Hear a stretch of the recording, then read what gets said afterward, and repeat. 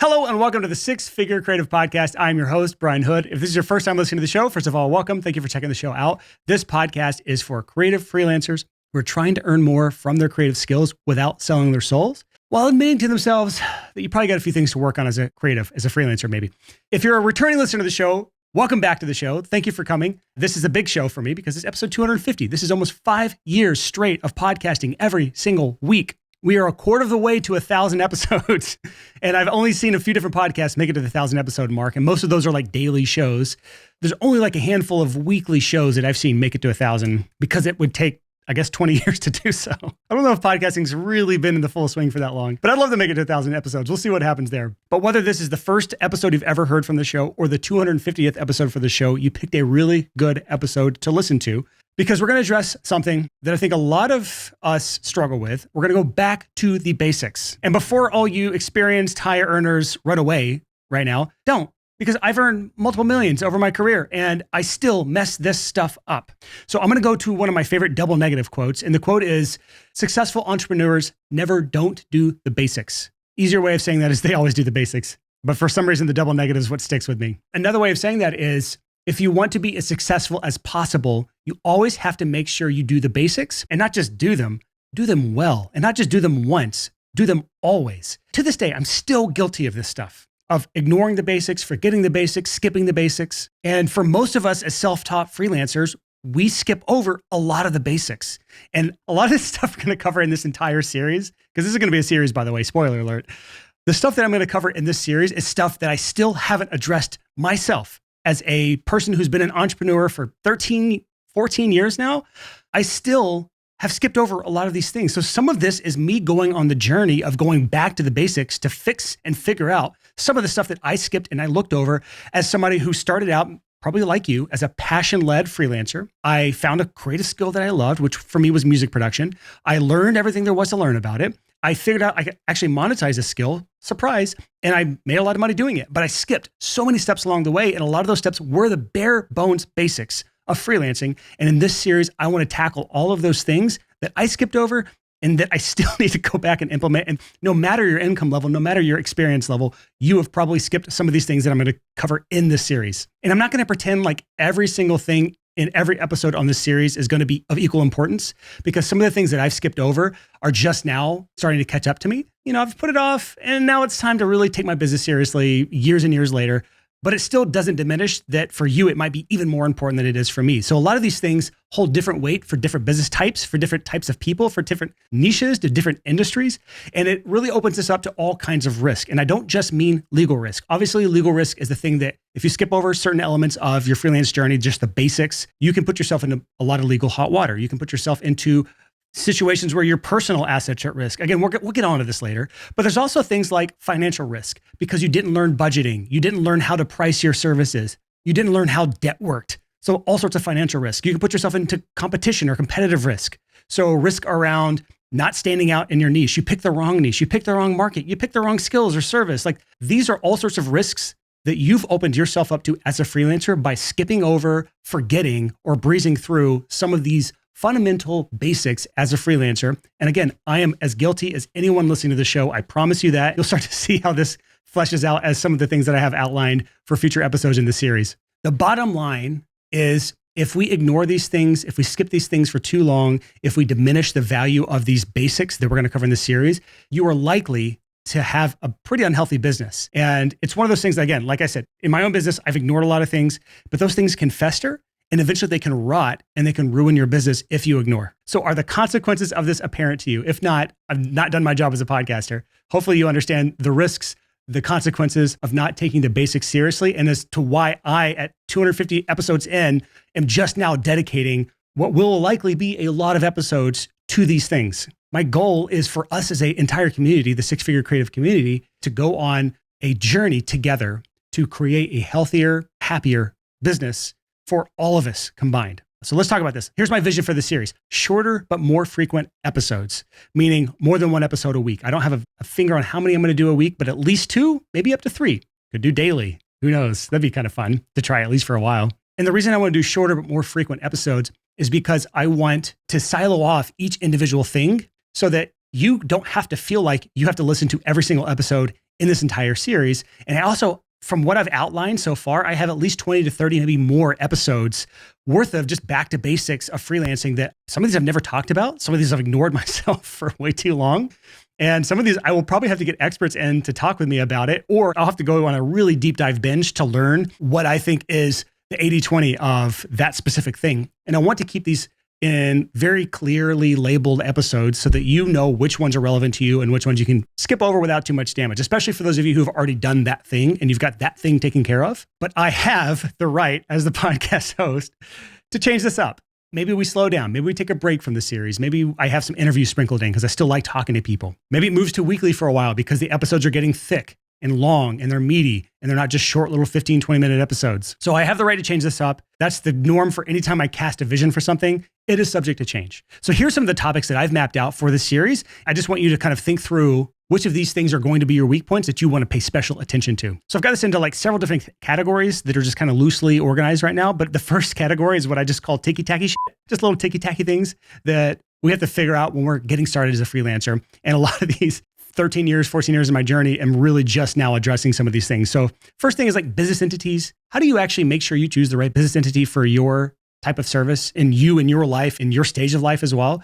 Banking, this is something I've never talked about on the show. Like, how do I choose a bank? What do you look for in a good bank? Why do you need a good bank? Most people that I've seen just choose like one of the big banks like Bank of America, never, ever use those banks, ever, especially as a freelancer. So we'll have a whole episode on that. Bookkeeping, that's a whole topic that I'm not great at, but I'll talk about from what I know. I'll do some research. I'll bring it to you. What I can say is at least the 80-20 of bookkeeping for freelancers without being a professional bookkeeper and hiring a bookkeeper, which is what a lot of people can and should do when they get to a certain level. Taxes, boring but necessary. And we have talked about that on the show in the past, but I'll at least talk through how I think through taxes, how I set up for taxes and keep it as easy as possible for myself. And maybe I'll even share my SOP for what I do for taxes every year.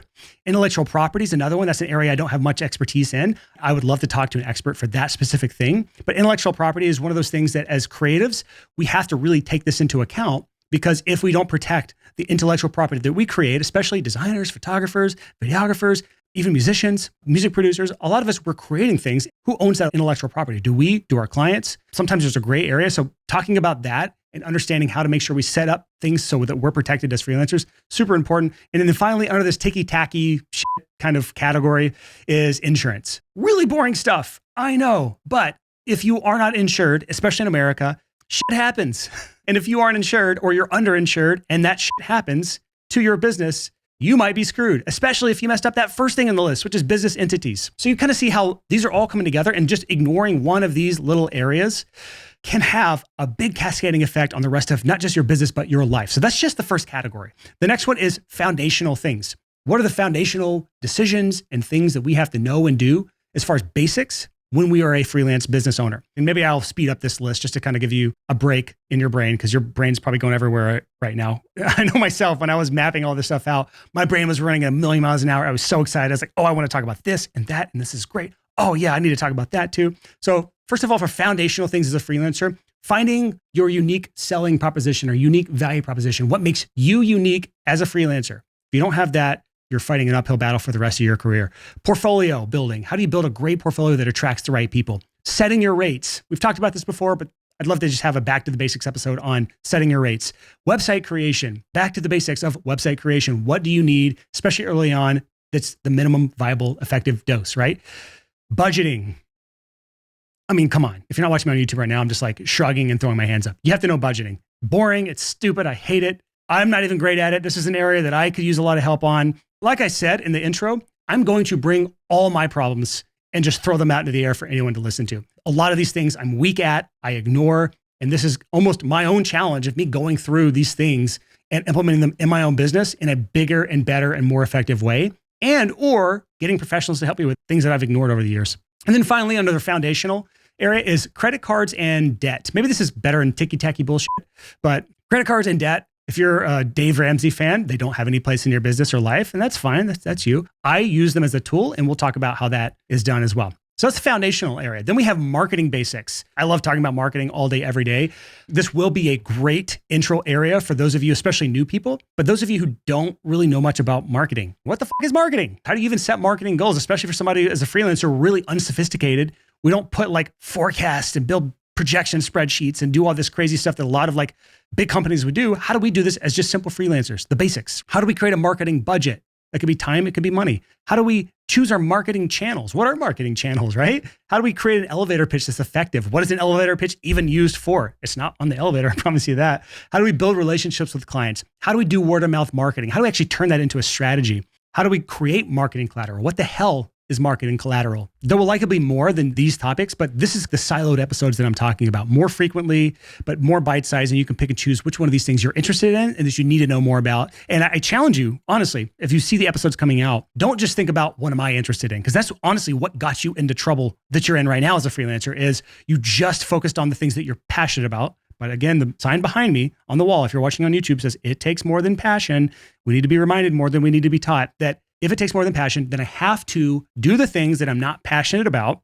And so when I see the episodes that Brian puts out every other day or every few days, that is something that I'm not particularly interested in, but I know I need to do that thing, listen to the episode. At least listen to it. Doesn't mean you have to do it, but at least listen to the episode. And I'll skip through some of the other things that I had planned out because I have a lot of these, but I have sales basics. So for those of you who suck at sales, you are allergic to sales or have a sales allergy, I have topics around that. So calls, proposals, qualifying leads, following up, just basics there. Like what are the basic terms even? And then just miscellaneous things like time management. How do you deal with overwhelm, balancing creativity and business? So again, don't feel like you need to consume every single episode. Pick and choose what's relevant. But this is why I'm segmenting these into the smaller bite-sized episodes. So here's what I want you to do at this point. If the rest of the series is already out, maybe you're listening to this episode in the future, or you're listening to this later in the week when the first episode in the series is already out, which is episode 251, go listen to that. But when you're done with binging through the series, which is what I want a lot of people to do, just binge through the series, take it all in through osmosis, listen to my voice, listen to the sound of what I'm saying, and maybe you'll be smarter. Because I promise you, a lot of this stuff is just me researching it as I get to it and saying, I didn't know that. And I'll tell you when I'm there. I will not bullshit you and say like, I'm a big expert in this and you should listen to me. I'll tell you when I've just learned these things, I promise you. But if there's a topic that you want to hear more about, or a topic that you think you want me to cover that I didn't say in my outline just there, just email me, podcast@sixfigurecreative.com. That's the number 6, podcast@sixfigurecreative.com. Email me with your thoughts and feedback or ideas for episodes. That is the only call to action I have for this episode. So keep a lookout for the next episodes in the series. That's all I have for you in this short but sweet episode 250 is just cast a vision for this back to basics series. I feel like I've been in a bit of a slump for this show a little bit because I've been so focused on hiring for the Six Figure Creative and then training the new team. I've got a lot in store for what we're doing in 2023 and beyond. And I think this series is a really good kickstart as we progress through 2023. And I hope to get a lot of mileage out of this because there's so much I want to cover here. So hopefully this is as intriguing and interesting of an idea to you as it is to me. I love the idea of just going back to basics, admitting to myself that I don't know everything and that I skipped a lot of things along the way. That's just kind of my style. And if you are that way as well, you will get a lot out of this series. So that is it for this week. Again, email me, podcast@sixfigurecreative.com with your ideas or your opinions, and I would love to hear from you. Until next time, thank you so much for listening to the Six Figure Creative Podcast.